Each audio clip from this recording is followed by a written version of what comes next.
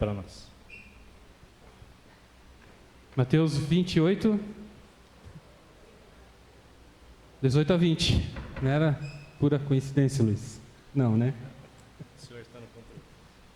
E chegando Jesus, falou-lhes, dizendo: É-me dado todo o poder no céu e na terra. Portanto, ide, ensinai a todas as nações, batizando-as em nome do Pai, do Filho e do Espírito Santo, ensinando-as a guardar todas as coisas que eu vos tenho mandado.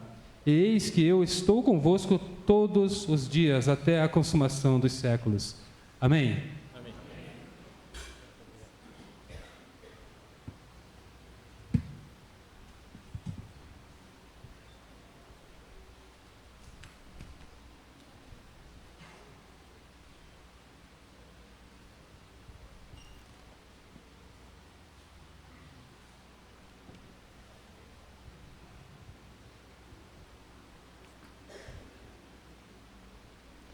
Deus é maravilhoso. Você vê o irmão ler o texto, que é o texto que eu vou ministrar aqui, vou pregar. Eu estava essa semana dando olhada em algumas coisas da internet e achei uma pesquisa do IBGE de 2020, falando sobre os cristãos no Brasil, a quantidade de cristãos. E eu confesso que eu não sabia assim ao certo quantos eram, porque quando fala cristãos, nós falamos de católicos e evangélicos. Eu vi lá que a pesquisa apontou que no Brasil, em 2020, existiam 31% de evangélicos. Pela quantidade de habitantes, seriam em torno de pouco mais de 61 milhões de evangélicos. E às vezes a gente vai pensar assim, uau, que bom, mas que tipo de evangélicos são esses?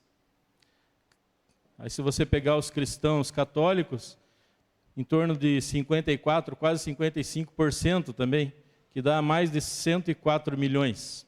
Nessa somatória nós vamos passar dos 80% de cristãos, somando os cristãos evangélicos e os católicos. Mas nós vamos falar aqui sobre os evangélicos, que somos nós. Aí a gente fala assim, é muita gente, 60 milhões de pessoas, é muita gente. Mas que evangelho é esse que essas pessoas estão vivendo? A grande maioria são cristãos nominais. O que é isso, cristão nominal? É aquele cristão que diz, que confessa aquela fé, aquela religião. São pessoas que, ou por conta da família, que era evangélica, ela frequentava a igreja junto com a família, e depois de um tempo ela cresceu e ela não foi mais à igreja, mas ela continua dizendo que é evangélica. Tem aqueles outros que em algum momento, em um evento ou num culto de igreja, foram chamados à frente para aceitar Jesus, e as pessoas foram e aceitaram Jesus, alguém orou por elas, e elas saíram dali e tocaram a sua vida e nunca mais também voltaram à igreja, e elas entendem porque aceitaram a Jesus, e agora elas também são evangélicas. E tem aquelas pessoas que em algum momento, talvez estavam congregando em algum lugar, ou por algum motivo elas desceram as águas do batismo, e voltaram a viver como elas viviam lá no mundo, e também confessam, quando alguém pergunta, que elas são evangélicas. Então não tem como dizer para vocês a quantidade de cristãos realmente que têm uma vida cristã, que têm um compromisso com a sua igreja, que congregam em algum lugar, que fazem parte de uma comunidade. E aqui o irmão leu o texto onde Jesus, pouco antes dele subir aos céus, ele deu orientações para os seus discípulos. Na verdade, ele deu uma ordem para os seus discípulos que era para ele fazer algo. Isso que ele falou aqui. Eu não sei se os irmãos conseguem colocar o texto aqui. Mateus 28, 18 a 20. Se conseguir colocar na revista e corrigida, melhor. Então está aí o texto. Jesus se aproxima e diz a eles: foi-me dada toda a autoridade nos céus e na terra. Será que Jesus queria falar isso para eles para se engrandecer? É lógico que não. Ele estava comunicando a eles, porque ele prometeu várias coisas. Ele disse que várias coisas iam acontecer, inclusive que ele seria entregue, morto, crucificado, e ele ressuscitaria no terceiro dia. E aqui já tinham acontecido essas coisas. E Jesus diz que todo o poder foi dado. Não foi parte do poder, não foi um pouco mais de poder, mas foi todo o poder, toda a autoridade foi dada a ele. Então, de alguma forma, ele está falando para os seus discípulos: ei, quando vocês forem por aí, e vocês encontrarem as pessoas e disserem para as pessoas que aquelas pessoas ou aquela pessoa é poderosa, ela tem poder, ela tem autoridade, somente Ele tem todo o poder e toda a autoridade. Foi Ele quem disse que era para fazer esse ritual aqui, de descer as águas, de batizar.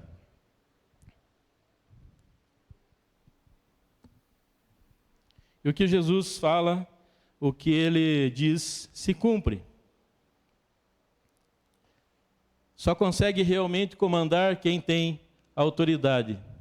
Algumas pessoas até têm poder, porque alguém deu poder a elas, mas a autoridade é diferente. O próprio Jesus, quando Pilatos disse para ele: homem, você não vai se defender, você não vai falar nada, você não sabe que eu tenho poder para te condenar e para te absolver? E Jesus respondeu para ele: você não teria poder nenhum sobre mim, se esse poder não fosse dado a você do alto. Ele tem todo o poder e toda a autoridade. Ninguém tem o poder e a autoridade que ele tem. Jesus estava deixando isso claro para os seus discípulos, que ele tem a capacidade, idoneidade, legitimidade, jurisdição e autoridade para dar a ordem mais importante para eles, que era cumprir agora essa missão. Até ali Jesus foi com eles, a partir dali seria por conta deles. Jesus tem autoridade. Jurisdição. Toda autoridade foi dada. Volta lá, irmão, no 18, faz favor. Toda autoridade foi dada, foi concedida no céu e na terra. Eis a jurisdição. Tanto no céu como na terra, Jesus tem poder e tem autoridade. E agora ele fala para os discípulos, verso 19. Portanto, ide, fazei discípulos de todas as nações, batizando-os em nome do Pai, do Filho e do Espírito Santo. Esse ide, as pessoas falam muito do ide de Jesus, ide de Jesus. Isso se repete tanto que parece que o ide é para Jesus. Mas Jesus já foi, ele já fez a parte dele. O ide agora é para os discípulos. Ide e fazei, não é somente ide. Ali está traduzido como ide no português, mas a ideia daquela palavra é indo. Você indo, se movimentando, você vivendo nesse mundo, se locomovendo, você tem que fazer discípulos, por onde você for. E ele fala aonde que esses discípulos podem ser feitos. Em todas as nações, em todos os lugares. E para completar, ele deu a ordem de batizar em nome do Pai, do Filho e do Espírito, no nome da Trindade. A missão também não acabou com os discípulos. Nós sabemos que eles foram e fizeram a missão. Mas não acabou ali. Por quê? Pense, se ele fala, ide e fazei discípulos por quê? Para quê? Para quem? O discípulo faz discípulo e a partir dali, aquele discípulo também recebe a mesma comissão de ir e fazer discípulo. Os discípulos de Jesus, os discípulos originais, ensinaram as pessoas, que ensinaram outras pessoas, que ensinaram outras pessoas, e estamos aí hoje ensinando outras pessoas. Não é porque às vezes você na igreja é um professor, ou você está aprendendo, é um aluno, olha para o professor, até os professores continuam sendo discípulos. Nenhum de nós está pronto para falar assim, eu estou pronto, eu já sei tudo, está tudo ok na minha vida. Não, o tempo todo nós estamos aprendendo. Você pode olhar aqui, nós temos irmãos que têm bastante idade. Nós temos irmãos que têm bastante tempo de de evangelho, de cristianismo. Mas mesmo assim, esses irmãos estão aprendendo. Como esses irmãos que se batizaram hoje aqui vão continuar aprendendo. Mas a missão de fazer discípulos não é só para o discípulo antigo, é para o discípulo que acabou de ser batizado hoje também. Qual é a ordem? Fazer discípulo. Ir e fazer. Não é apenas ir. E no verso 20, podemos passar para o 20? Ensinando-lhes a obedecer todas as coisas que eu vos ordenei. Então é para ir, fazer discípulos, batizar, no nome do Pai, do Filho e do Espírito Santo, e é para ensinar a obedecer todas as coisas que Ele ordenou.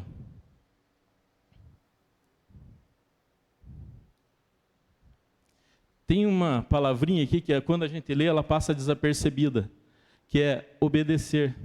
A gente lê ensinando a obedecer todas as coisas, mas parece que a nossa mente só registra que nós devemos ensinar a palavra. E não é isso. É ensinar a obedecer.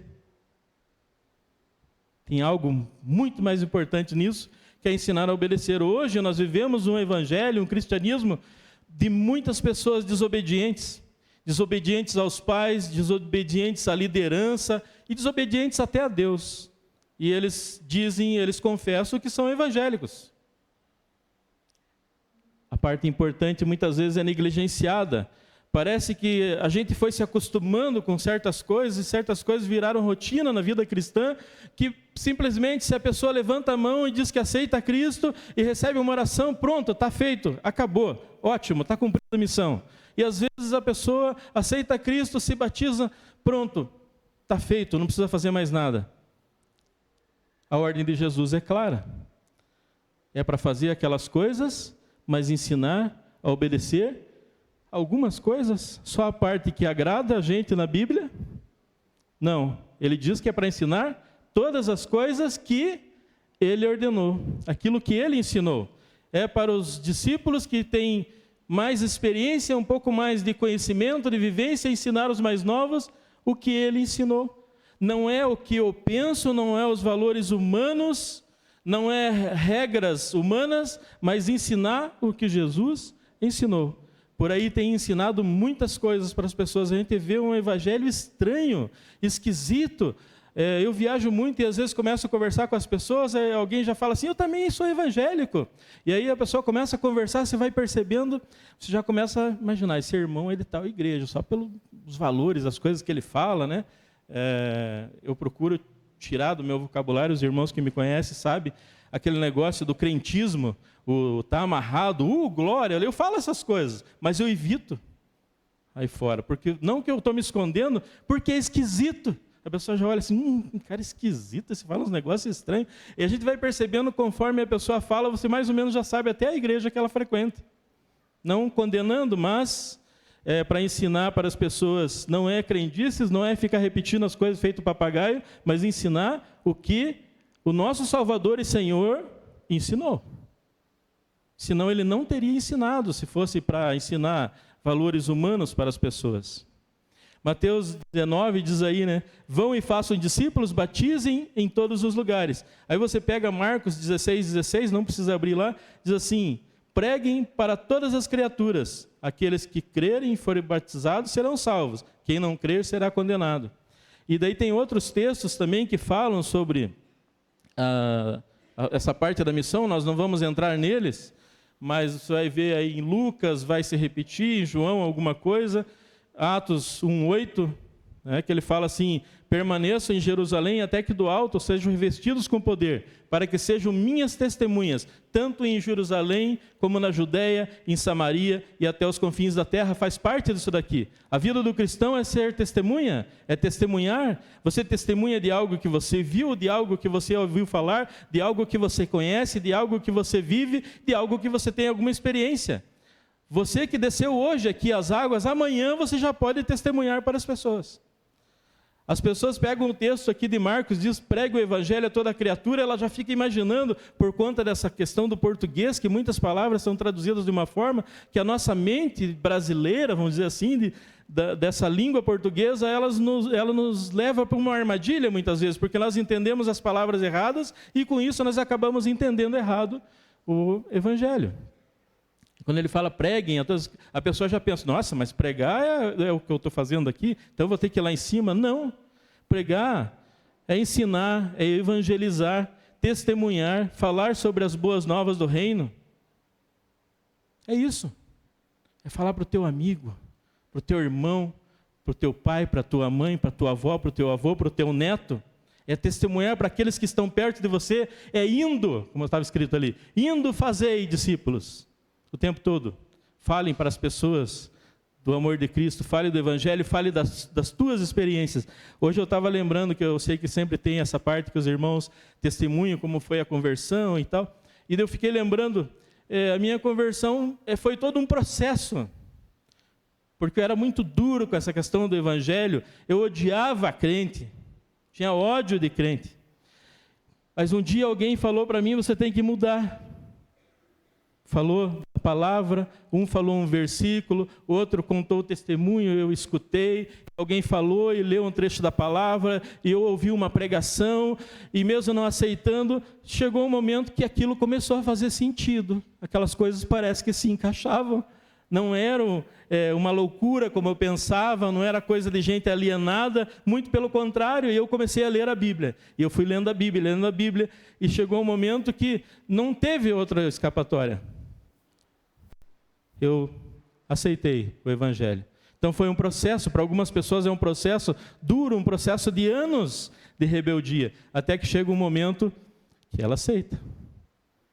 Uma palavra que eu acho que foi o irmão Horst que falou semana passada, que foi a primeira palavra assim que foi um impacto na minha vida, que eu li e entendi, já tinha lido, buscai primeiro o reino de Deus e a sua justiça, e todas as demais coisas serão acrescentadas. Nós temos um mundo de cristãos aí fora buscando as coisas, mas não buscando primeiro o reino e a justiça do reino, buscando aquele que tem todo o poder e toda a autoridade, como vocês leram ali. O poder foi dado a Jesus. Será que é Guaraná? Suco? Chá, muito bom. Aí a gente fala de missões, muita gente entende errado. Nós temos que falar mais de missões, para entender mais de missões. As pessoas falam de missões, na nossa cabeça bate assim, você já pensa em quem? No missionário. Ao missionário que está lá no outro país, que está lá no outro estado. O Rony está lá no outro estado. O irmão fulano está lá na Turquia. Tá lá A gente começa a pensar naqueles que foram para longe. Essa é a nossa cabeça cristã, que nós, quando ouvimos a palavra missão, nós já imaginamos alguém indo para longe. E a missão está aqui, no verso 19. Se o irmão conseguir colocar de novo o 19 lá, eu não combinei com o irmão, de repente estou colocando o irmão numa fria. Verso 19, vão e façam discípulos, batizem em todos os lugares. Fazei discípulos, ide. Lá amanhã, talvez no teu trabalho, tem alguém que você tem que testemunhar. Fala para eles, gente, ontem lá na igreja, foi uma bênção ver aqueles irmãos descendo as águas, dando testemunho de como eles conheceram a Cristo, como eles entenderam que eles precisavam se batizar. E aí você entra na conversa, não precisa ficar debatendo com ninguém, nem ensinando nada, mas fala daquilo que você acha maravilhoso do Evangelho. Você entende que Jesus morreu por você. Você tem que falar. Não é função do missionário pregar para todas as pessoas. É a função minha e de cada um de vocês que está aqui. De cada um que se batizou hoje aqui. Cadê o pessoal que se batizou hoje? Está aqui? Levanta a mão aí, pessoal. Missão de vocês. Falar para os teus amigos, pessoal que trabalha com você, os teus parentes que estão longe. Jesus tem coisas boas para te dar. Creia nele, leia a palavra, creia no Evangelho. Nós temos que fazer discípulo, é perto. Tem lugares que pessoas que estão sentadas aqui, que eu nunca vou ter a oportunidade de conversar com uma pessoa que talvez vocês conversam toda semana. E vocês também não vão ter a oportunidade, talvez, de ir em algum lugar que eu vou e conversar com as pessoas que eu converso. Então, o Evangelho é indo, é o tempo todo, falando do amor de Cristo para as pessoas. Uma vez eu cheguei num lugar e eu vi que tinha um irmão que congregava na mesma igreja que eu, lá no balcão, sabe? Daí, quando eu estava passando assim, a pessoa me conhecia, ele tinha preenchido um cadastro lá, uma ficha, alguma coisa. Ela falou assim: "Ah, você é da mesma igreja que o Luiz Madeira?" Ele falou assim: o Luiz Madeira é a ovelha nossa lá. Eu ouvi aquilo, eu falei: que história é essa? Não falei nada para ele. Depois, mais tarde, eu encontrei ele, ele me deu boa noite, quase que eu respondi ele: que história é essa? Que ovelha tua? Você está doido? Nós não somos ovelhas de pessoas, nós somos ovelhas de Cristo, se somos ovelhas. Nós somos discípulos de Cristo. É Cristo que vai ser pregado, é Ele que vai ser ensinado, vamos ensinar o que Ele ensinou. Vocês são discípulos de Cristo, não de homens. O irmão acho que foi meio arrogante, mas eu perdoei ele, ele nem quis falar porque de repente ia ir para outro lugar a conversa. Eu ia querer arrancar minha...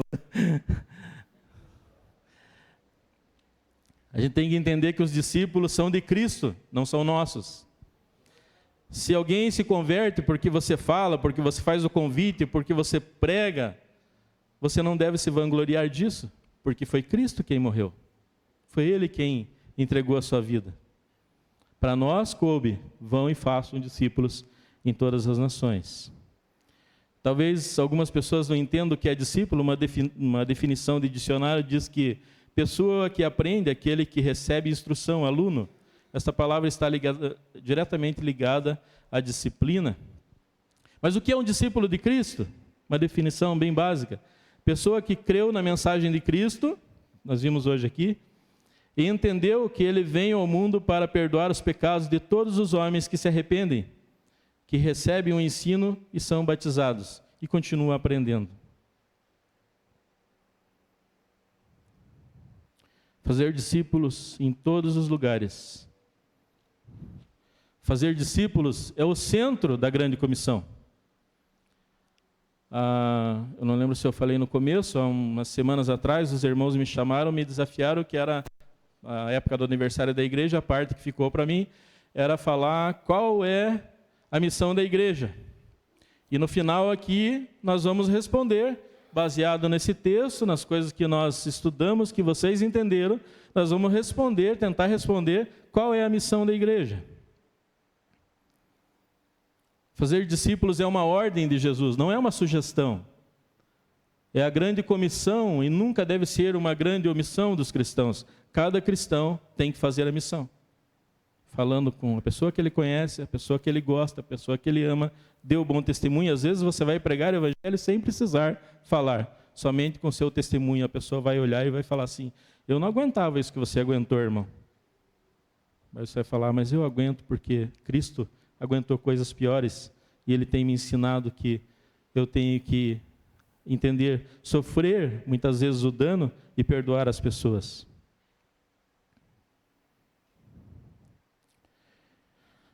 Talvez, como eu falei, as pessoas pararem nessa parte, a pessoa aceitou a Cristo, ela acha que já está tudo certo, não precisa fazer mais nada, ou ela se batizou, não tem mais trabalho nenhum, o trabalho acabou, não.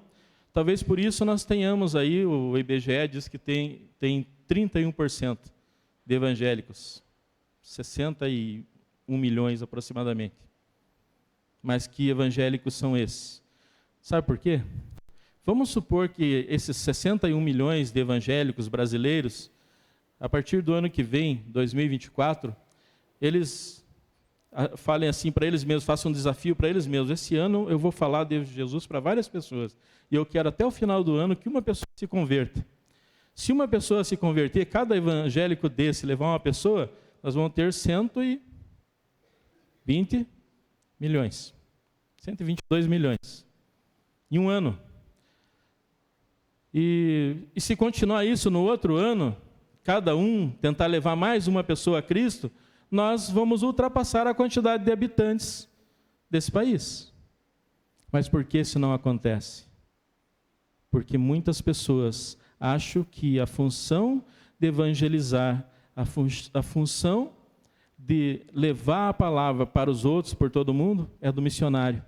A pessoa fica assim, não, isso aí não é função minha, eu não estou preparada para isso. Isso aí é para o missionário, eu dou uma moeda lá e ele que vá. Eu tenho um amigo que há anos eu conheço ele e há anos ele fala assim, não, irmão, eu tenho que me preparar mais, eu não estou preparado ainda para assumir certos compromissos na igreja.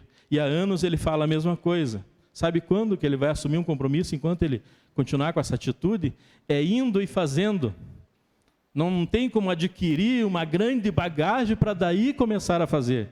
É indo e fazendo. Muitas coisas, aqui nós temos vários professores, você aprende com o professor ensinando, mas a maioria delas você aprende quando você vê alguém ensinando e você começa a fazer. Enquanto você não começar a fazer, você vai falar assim, eu vi como é que faz, mas você não sabe fazer. Tem que começar a colocar a mão na massa, olhar para o que o texto diz e entender que é a responsabilidade de cada um de nós. Como a gente vai fazer, não sei. Mas não tenha medo, porque no verso 20, na sequência, nós lemos só a metade, né? O que diz lá? Jesus diz para eles, eu estou convosco todos os dias, até o final dos tempos. Então, se alguém já estivesse pensando ali que, eu não estou bem preparado, eu acho que não, eu não falo direito, eu sou muito ignorante, eu erro as palavras, Jesus falou, eu tenho todo o poder, foi-me dado todo o poder e autoridade nos céus e na terra, e vocês vão pelo mundo e façam discípulos de todas as nações, batizando-os em nome do Pai, do Filho e do Espírito Santo, ensinando-os a obedecer tudo que eu ensinei para vocês. Eles sabiam o que ele tinha ensinado. E eu estarei convosco todos os dias. Ele está dando uma confirmação, não tenha medo de fazer, porque ele está com você. Uma jovem cristã evangélica foi chamada para a missão. E a sua mãe não concordava. E ela usou esse texto, ela falou, mãe, olha aqui, eu não tenho medo. Ela ia para um país que era perigoso e violento, ela não tenho medo, mãe, olha o que está escrito aqui. O que Jesus disse, no final ele falou que ele estará comigo todos os dias. E a mãe falou assim, e se você morrer? Aí, mãe, eu estarei com ele. É essa compreensão. Se você morrer, você estará com ele, mas até lá, ele estará com você. Eu ouvi um dia desse um testemunho do pastor Hernandes Lopes. Ele falou quando ele estava no seminário em 1978, em Campinas, ele conheceu uma missionária americana que tinha um trabalho lá na SpaceX, que é a Escola Preparatória de Cadetes do Exército. E ela convidou ele para ir junto com ela lá. Ele foi, ele chegou lá, ficou maravilhado, aquele prédio bonito, aquele pátio bonito, tudo limpo, tudo arrumado, aquele grupo de cadetes com a farda sempre impecável, é muito cobrado, onde são formados, o início da formação dos oficiais do Exército Brasileiro. Ele entrou ali, chegou no lugar, ele se deparou com um aluno daquele, estava de serviço, fardado com a farda impecável, ele leu na tarjeta dele assim, João Miguel. Ele chegou perto dele e disse, tudo bem, João Miguel? Tudo bem. Você conhece o Filho de Deus que morreu para nos salvar de todo pecado? João Miguel olhou para ele com uma cara de raiva e falou assim, não me venha falar dessas bobagens, eu não acredito nisso, não perca o seu tempo, você não está vendo que eu estou de serviço, você está me atrapalhando. Foi extremamente mal educado e agressivo com ele. E ele tomou um choque, 19 anos, com o evangelho ardendo no seu coração. Fale a toda criatura, pregue a toda criatura. E ele se sentiu muito mal. Mas antes de sair, ele tomou coragem, respirou fundo, olhou para ele, apontou o dedo e falou, olha aqui, João Miguel, eu vou falar 3 coisas para você e eu vou embora. Uma, Deus não precisa de você para ser Deus. Outra, Jesus veio ao mundo para todo aquele que nele crê seja salvo.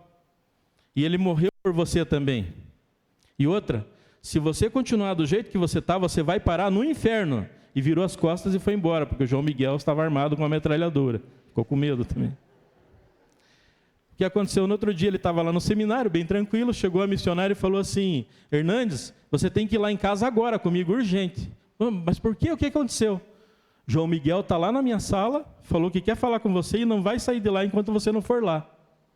E ele foi lá. Quase todos nós somos igual o Hernandes naquele momento. Nós já pensamos um monte de coisa ruim, né? A gente sofre por antecipação. Vai me bater, vai me prender, vai mandar me processar. E foi cheio de medo. E quando ele chegou na sala, que ele colocou o pé na sala, ele estava lá no cantinho, ele levantou. E aquele jeito de soldado, se você reparar, o soldado, ainda mais o pessoal que tem informação, eles são duros, eles são diferentes. Até o jeito de andar. Ele vinha naquele jeito na direção do Hernandes, o Hernandes se encolheu, ele deu um abraço no meio do Hernandes, assim, apertou e falou assim: desculpa de eu ter sido tão mal educado com você. Me fala desse Jesus que você falou. Eu preciso saber desse Jesus. Então você veja a diferença, porque provavelmente lá na escola, em algum momento, ele deve ter participado de alguma reunião na quarta-feira. É na quarta-feira que é? Quarta-feira, né? Tem lá o culto para os alunos evangélicos, para os alunos católicos e para os alunos espíritas, é isso? Então, ele em algum momento deve ter ido lá no culto. E ouviu a verdade. E a verdade é a verdade. Por mais que você não goste, que você abomine, que você não aceite, ela continua sendo a verdade. Jesus Cristo é a verdade.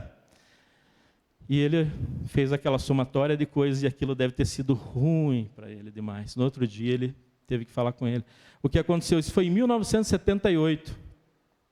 Em 2013, o Hernandes disse que recebeu um e-mail dele, do João Miguel, falando para ele daquele dia, lembrando que ele falou de Cristo para ele. E um pouco antes ali, isso era meados de julho, e a escola termina em dezembro.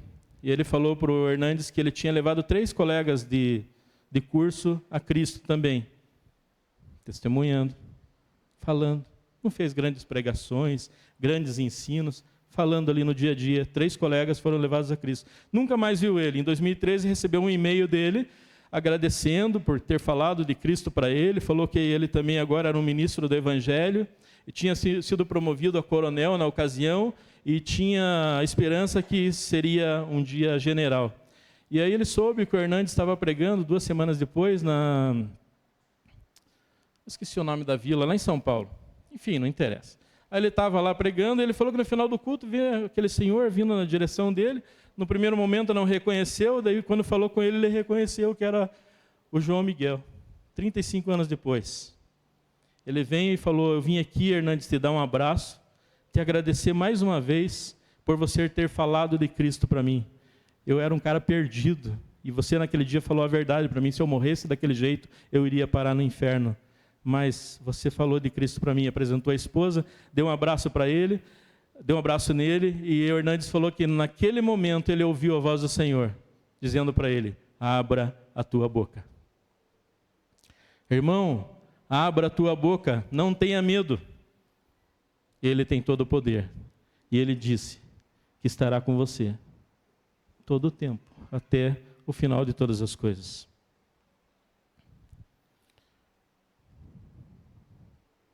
Jesus espera que nós testemunhemos. Jesus espera que a gente fale. No início da igreja era assim, ela cresceu demais, porque as pessoas chegavam com aquela novidade e falavam para o parente, para o amigo, para o pai, para o irmão, para o vizinho, e as pessoas iam se convertendo. Não precisava de grandes pregações. Nós vemos as pregações americanas na década de 60, 70, na África. Eles pregaram o evangelho para milhares de pessoas que se reuniam ali, curaram milhares de pessoas, só que eles foram embora. A parte do ensinar, o que Jesus ensinou, ficou para trás. Olha para o continente africano, como é que está lá. Então o evangelho tem que ser pregado, tem que se falar do evangelho, tem que batizar, tem que gastar tempo com as pessoas, tem que discipular. E você tem, se você às vezes não tem método, tem vários irmãos aqui para te ajudar. Continue falando, abra a sua boca. Faça igual a Hernandes. Fale, mesmo que você tenha medo. É como uma garantia que ele está nos dando. Como aquela moça falou para a mãe dela: mãe, se eu morrer, eu estarei com ele. Não tenha medo. Ele garantiu que estará conosco. Jesus deve ser sempre o centro do nosso ensino. A grande comissão é uma missão inacabada, ela não vai acabar nunca. Outros discípulos vão ser batizados, que vão falar para outros, que vão continuar sendo batizados, e a missão continua. Os discípulos são da igreja. Vou contar um último testemunho para os irmãos, daí eu já vou encerrar. Eu estava ouvindo o pessoal que gosta de futebol aqui vai saber. O Edmilson, quarto zagueiro do Brasil da Copa de 2002. Ele estava contando que lá ele, o Lúcio, que era o zagueiro, e o Kaká, eles oravam todos os dias, eles se reuniam no lugar para orar. E eles queriam vencer aquela competição, eles queriam chegar longe, mas eles queriam mais, eles não queriam só ir lá vencer, conquistar a taça, eles queriam fazer algo que fosse impactante para Deus. E eles começaram a orar todos os dias, começaram a convidar os outros, até um dia que Deus falou para Edmilson, não convida ninguém, é vocês vão se reunir. E eles começaram a se reunir e um dia um deles deu a ideia, vamos fazer o seguinte, todos nós vamos orar em segredo e vamos anotar num papel o que a gente quer fazer para Deus. Aí o Edmilson colocou no papel dele que ele ia pegar tudo que ele recebesse de prêmio ali, que ele não estava esperando, ele ia enviar para missões. O Kaká e os outros dois colocaram a mesma coisa, que independente que eles iam para a oitava de final, se eles ganhassem ou perdessem aquele jogo, eles queriam colocar numa camiseta que Jesus é o caminho, que Jesus salva e coisa assim. Daí eles entraram no acordo, o Kaká não estava jogando e ele ficou com as camisetas porque não podia usar na primeira fase, ali na quartas de finais e oitavas, já podia. O Kaká ficou esperando e eles ganharam o jogo, eles venceram o jogo. E eles colocaram a camiseta, estava escrito assim, Jesus, daí tinha o coração, né, e o Jesus ama você. E escreveram em português, em inglês, eu acho que, se eu não me engano, em alemão, e eles tiraram fotos abraçados com aquelas camisetas. E para eles foi uma coisa normal que eles fizeram, que eles combinaram com Deus, que eles queriam demonstrar a fé deles para quem estava assistindo. O que aconteceu depois? Tem uma instituição chamada Atletas de Cristo. Os Atletas de Cristo receberam mais de 50 mil e-mails aquela semana, de missionários pelo mundo todo, dizendo assim, aquelas camisetas que vocês oraram fez com que as pessoas viessem até nós perguntando por que eles estavam usando aquela camiseta que estava escrito que Jesus me ama. Por que Jesus me ama? Eles não sabiam nem quem era Jesus. Então você vê como Deus trabalha. Faça, não tenha medo. Às vezes uma ação simples de falar para a pessoa que Jesus ama, ela vai ser o início de algo maravilhoso na vida daquela pessoa, como nós vimos hoje aqui. Esses irmãos vão continuar. E outros irmãos vão se converter. E nós vamos fazer parte disso, nós vamos fazer a nossa parte. Nós vamos se envolver, nós vamos contribuir, nós vamos orar, porque missão não é só pensar que o missionário vai, a gente ora, contribui, né? E a gente não vai e está tudo certo. Não, nós vamos ir também, seja na nossa casa, na nossa família, no nosso bairro, com o nosso vizinho, com as pessoas que nós encontramos na rua, na fila do banco, nós vamos ir, é a nossa parte. É fazer discípulos, falar do Evangelho, pregar o Evangelho. E tem mais uma coisa, se nós não fizermos, ninguém vai fazer. Sabe por quê? O governo não pode fazer. As nações não podem fazer. Por que eles não podem fazer? Coloca lá no 19 de novo, Mateus. Faz favor. Olha a ordem que ele deu e para quem ele deu. Para quem ele deu a ordem? Vocês são o quê? Discípulos. Todos nós somos discípulos. Ele deu essa missão para os discípulos. Por isso, as nações não vão poder evangelizar. O governo não pode evangelizar, a instituição não pode evangelizar. Mas os discípulos podem, e os discípulos reunidos são a igreja. E a igreja é de Cristo. E Cristo disse que as portas do inferno não prevalecerão contra a igreja. Porque Ele está conosco todos os dias. E é Ele quem tem todo o poder. Toda a autoridade, amém? E nós vamos fazer a nossa parte, custe o que custar, do nosso jeito, às vezes errando, às vezes nos alegrando muito, mas nós vamos fazer, porque toda a honra, toda a glória vai ser dada a Ele, como esses jogadores fizeram, nós vamos dar a honra a Ele. Ele é o Senhor. E tem uma coisa importante, agora que nós não vamos retroceder, nós só vamos para frente. Nós vamos, o que vai acontecer? Vocês lembram de um texto que os discípulos falam para Jesus assim: Senhor, nos diz quando que vai acontecer essas coisas?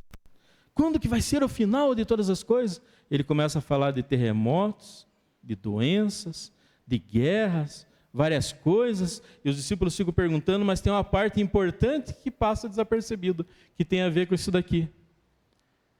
Jesus fala, tudo isso vai acontecer. Ele usa lá aquela comparação com a mulher que está grávida para dar à luz, das contrações, que elas vão ficando cada vez mais fortes e mais perto quando vai chegando o momento, mas ele fala assim, vocês vão ver isso, nós estamos vendo. Quem tem mais de 50 anos sabe que todas essas coisas que estão acontecendo, elas estão mais perto, cada vez mais perto. Antes demorava para acontecer terremotos, guerras, agora está cada vez mais perto. A parte importante é que Jesus fala assim, é só o princípio das dores. Mas, quando este evangelho do reino for pregado em todas as nações por testemunho, então virá o fim.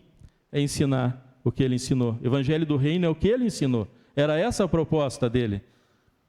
Então, nós vamos fazer aquilo que ele fez. E o resultado não compete a nós, o resultado é dele, porque é o Espírito Santo que convence, mas nós temos que falar, nós temos que abrir a nossa boca, como o Hernandes fez, novinho ali, com 19 anos, empolgado com a palavra de Deus.